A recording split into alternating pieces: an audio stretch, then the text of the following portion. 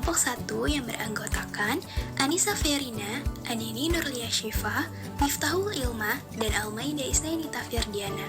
Kami akan membawakan hasil review book dari buku Paul Seguin and John Oates, disusun untuk memenuhi tugas mata kuliah perkembangan fisik motorik, bahasa, dan kognitif anak usia dini dengan dosen pengampu Bapak Dr. Andes Haji Sumardi MPD dan Ibu Istihoroh Nurzaman MPD. Bab ini menjelaskan tentang representasi dan konsep kategorisasi awal yang menceritakan kemampuan mengenali hal-hal baru sebagai anggota kelas manusia dalam merespon situasi dengan cepat, tepat, dan efektif. Kemampuan mengenali hal-hal baru yang pernah dialami sebelumnya memberi manusia keuntungan nyata dalam merespon situasi dengan cepat, tepat, dan efektif.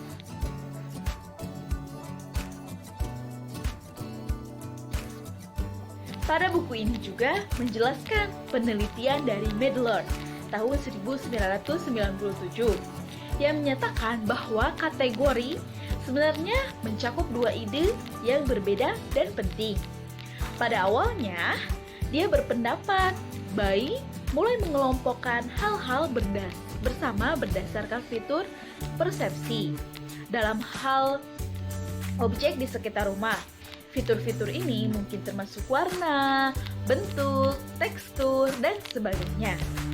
Berdasarkan pengalaman, kategori persepsi awal dapat dibentuk oleh bayi melalui koalisasi fitur-fitur tertentu yang terlihat.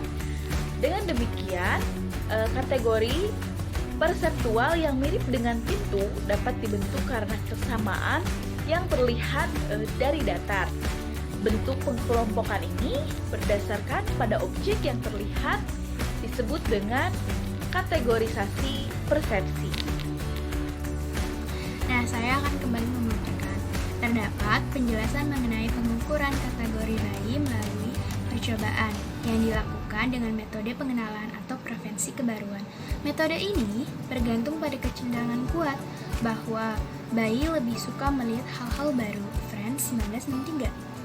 Misalnya, jika gambar tertentu ditunjukkan kepada bayi untuk sementara waktu, dan pada akhirnya bayi itu tampak jauh lebih lama memandang gambar tersebut saat mereka mulai membiasakan diri. Situasi ini disebut dengan pengenalan.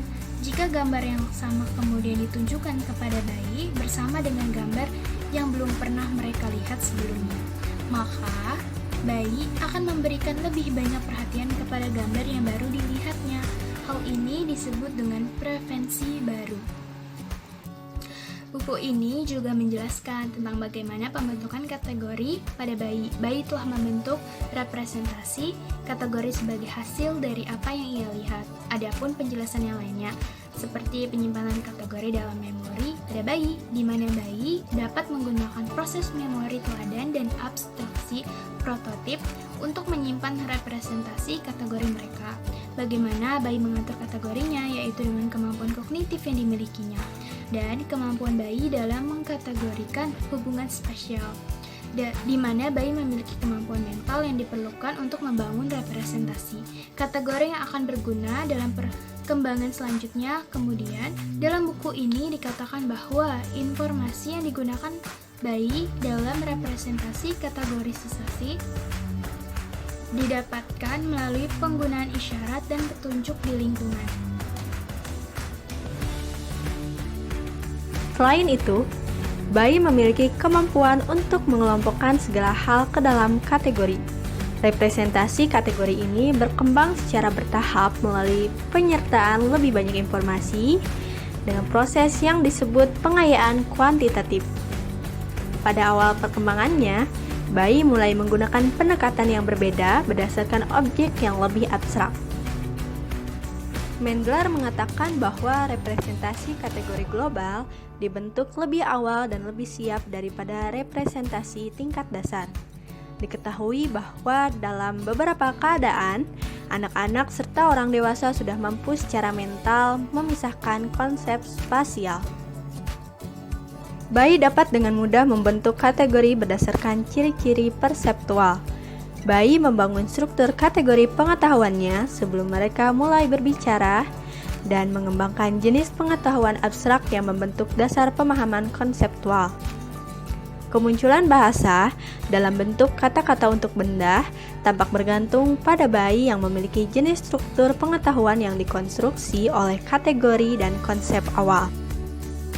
Buku ini dimulai dengan penelitian meriksa bayi bagaimana mulai menyusun dunia yang mereka lihat di sekitar mereka.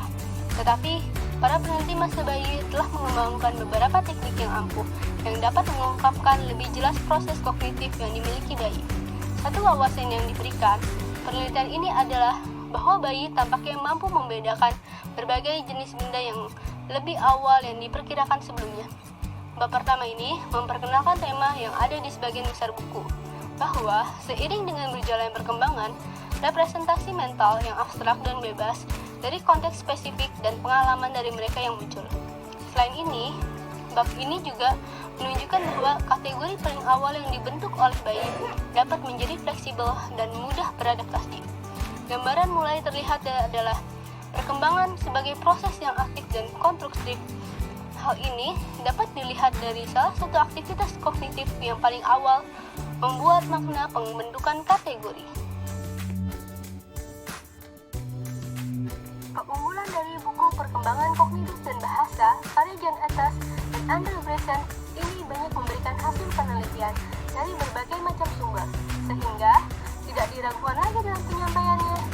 Pada bab 1 ini juga sudah jelas dalam materinya dan pengkategorisasiannya. Namun, adapun kekurangan dalam buku ini ialah sulit dalam pengubahan kata bahasa Inggris ke Indonesia, sehingga banyak kata yang sulit untuk dipahami. Tujuan dari dibuatnya buku ini agar kita sebagai pendidik memiliki arahan dan buku ini dijadikan sebagai pedoman untuk bahan ajar serta mengetahui perkembangan kognitif dan bahasa anak.